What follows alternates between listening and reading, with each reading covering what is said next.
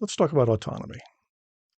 Autonomy is the freedom to think, to say, to do whatever you want. And autistic people often have a very strong need for autonomy. We process information in ways that are different from the rest of the world, which means we have different opinions, we make different decisions, we engage in different behaviors. But we're constantly being told not to. We're constantly told to be normal, to be like everybody else.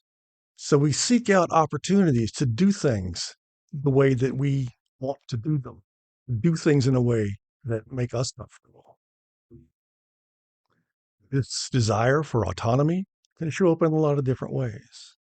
If I'm working on something and you come up to me and tell me to do it a different way, I will probably say no.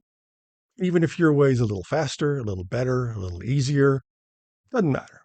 I have made my choice. I want to do this my way. And I am going to defend my autonomy by doing it my way, no matter what you say. The need for autonomy can cause some autistic people to rebel against the needs of their own body. If they've made a decision and they're doing something, they don't want to stop to eat. They don't want to stop to sleep. They just want to keep doing the thing that they've decided to do. For some autistic people, this need for autonomy is so deeply ingrained that they perceive change as a threat. Even what might seem to be a very minor change can trigger a fight or flight response. The person may become aggressive. They may withdraw from any future communications.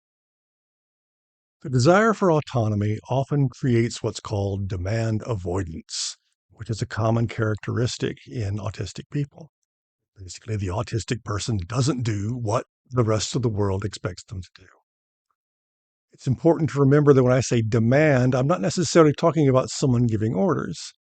It can also be all of the social niceties that people are expected to participate in, all of the unwritten rules that people are expected to follow. Anything can be perceived by the autistic person as a demand and be rejected. Now, this idea of demand avoidance really shouldn't be all that surprising when you consider how often autistic people find themselves in environments that they can't control, find themselves in situations they don't fully understand, and are then told to do things that won't make any sense. For children, this often shows up as refusing to participate in school activities or refusing to go to school at all. For an adult, being in a work environment that has lots of unwritten rules, lots of changing deadlines, lots of changing responsibilities can also trigger a strong need for autonomy.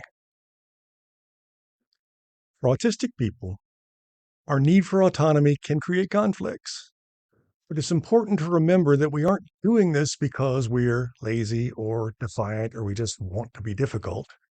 We're doing this because we have a fundamental need that isn't being met.